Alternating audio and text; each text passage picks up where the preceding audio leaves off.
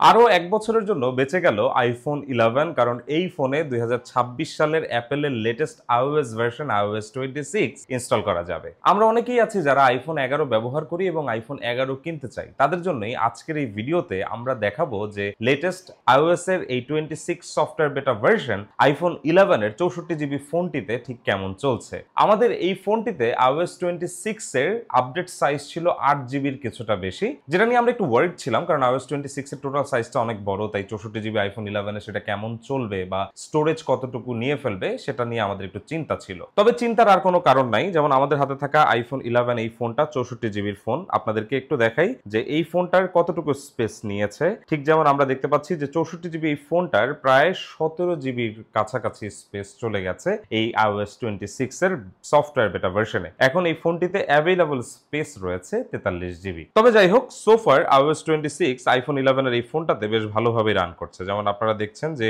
এখানে কিন্তু ট্রানজিশনগুলো যথেষ্ট স্মুথ, এখানে কোনো প্রকার কোনো ল্যাগ আমরা পাচ্ছি না যতবার আমরা নোটিফিকেশন প্যানেল সোয়াইপ ডাউন করছি এবং সোয়াইপ আপ করছি। এবং এখানে হোম স্ক্রিনে আমরা চলে এসেছি। আপনারা দেখতে পাচ্ছেন যে home screen also running really well. Clear icon pack ব্যবহার করছি আমরা। ক্লিয়ার আইকন প্যাকটা চেঞ্জ করে আমরা যদি নর্মাল আইকন প্যাকে শিফট করি তাহলে আপনারা দেখতে পাচ্ছেন যে লিকুইড গ্লাসের এই আইকন প্যাকগুলো খুব ভালোই লাগছে আইফোন 11 এর এই স্ক্রিনটাতে। যেহেতু এটি এখনো সফটওয়্যার বেটা ভার্সন, তাই আমরা এখনো কোনো থার্ড পার্টি সফটওয়্যার ইনস্টল করছি না। আমরা নর্মালি এই ফোনে ডিফল্ট ভাবে যে সফটওয়্যারগুলো আছে সেই সফটওয়্যারগুলোই ব্যবহার করব। তো আমরা একটু দেখবো যে একসাথে 15 বা 20টা অ্যাপস লঞ্চ করার পরে আইফোন 11 ঠিক কেমন পারফর্ম করে। যেমন আমরা ফেস টাইম ওপেন করলাম, ক্যালেন্ডার ওপেন করলাম, ফটোজ ওপেন করলাম, ক্যামেরা ওপেন করলাম, মেইল ওপেন করলাম, নোটস ওপেন করলাম, রিমাইন্ডার ওপেন করলাম, ক্লক ওপেন করলাম, TV, podcast, app store, Maps, Health, Wallet, Settings, Weather, Stocks, Find My Device, Home, Books, iTunes Store, Fitness, Watch, Contacts, Files, Translate, Freedom, Journal, Tip, Feedback, Games and Preview. So এই সবগুলো application আমরা কি করলাম, আমাদের iOS 26 এর এই iPhone 11 এর ফোনটিতে অন করলাম। এখন দেখেন এখানে অনেকগুলো সফটওয়্যার কিন্তু ব্যাকগ্রাউন্ডে আছে, যার প্রতিটি সফটওয়্যার কিন্তু এখনো বেশ ভালোভাবে কাজ করছে। যেমন আমরা যদি এখান থেকে মেইলে যাই, আমরা কিন্তু মেইল অ্যাপ্লিকেশনটা অ্যাক্সেস করতে পারছি। এখানে কিন্তু কোনো প্রকার কোনো প্রবলেম নেই বা সফটওয়্যার গ্লিচেস নেই। এর পাশাপাশি আমরা যদি ফাইলসে যাই, ফাইলসে আমাদের যে ফাইলসগুলো আছে সেই ফাইলসগুলো আমরা খুব ইজিলি ওপেন করতে পারছি। এতে কিন্তু আমাদের কোনো প্রবলেম হচ্ছে না। সো আমরা বলতে পারি যে সোফার iOS 26 এ আইফোন 11 কিন্তু খুব দারুণভাবেই কাজ করছে। আমরা যদি একটু ক্যামেরা ওপেন করি, একদম শুরুতে আমরা যদি ব্যাক ক্যামেরাটা আপনাদেরকে দেখাই, so this is the back camera, this is the back camera and this is the ultra wide camera. তো ক্যামেরাও বেশ ভালোভাবে পারফর্ম করছে। আমরা যদি ভিডিওতে যাই, this is the ultra wide, this is the main camera video.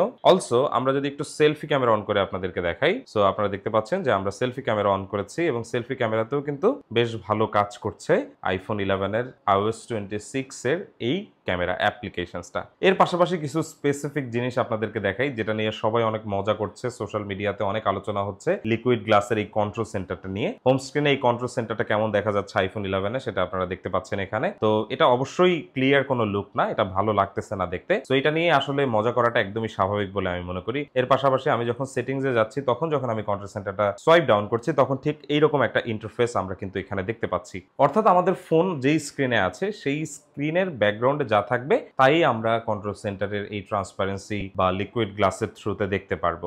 এর পাশাপাশি iOS 26 এ আসা সবগুলো ফিচার কিন্তু আমরা এখানে ইউজ করতে পারবো। যেমন আমরা যদি চাই আমরা আমাদের এখানের চ্যাট থিম চেঞ্জ করতে পারবো। এর পাশাপাশি আমরা মেসেজিং এর ক্ষেত্রে পোল ক্রিয়েট করতে পারবো। সো সবগুলো ফিচারই কিন্তু আমি বলতে চাচ্ছি যে আইফোন 11 এ খুব দারুণভাবে কাজ করছে। এর পাশাপাশি আমি আপনাদেরকে আগে যা দেখিয়েছিলাম যে সার্চ অপশন সবগুলো অ্যাপ্লিকেশনস এর নিচে চলে এসেছে। যেমন আমরা অ্যাপল মিউজিকের নিচে দেখতে পাচ্ছি। এর পাশাপাশি আমরা সেটিংসে গেলে এখানে সার্চ অপশন নিচে দেখতে পাচ্ছি। এমনকি আমরা যদি ফোনসে যাই তাহলে এখানে আমরা সার্চ অপশন নিচে দেখতে পাচ্ছি।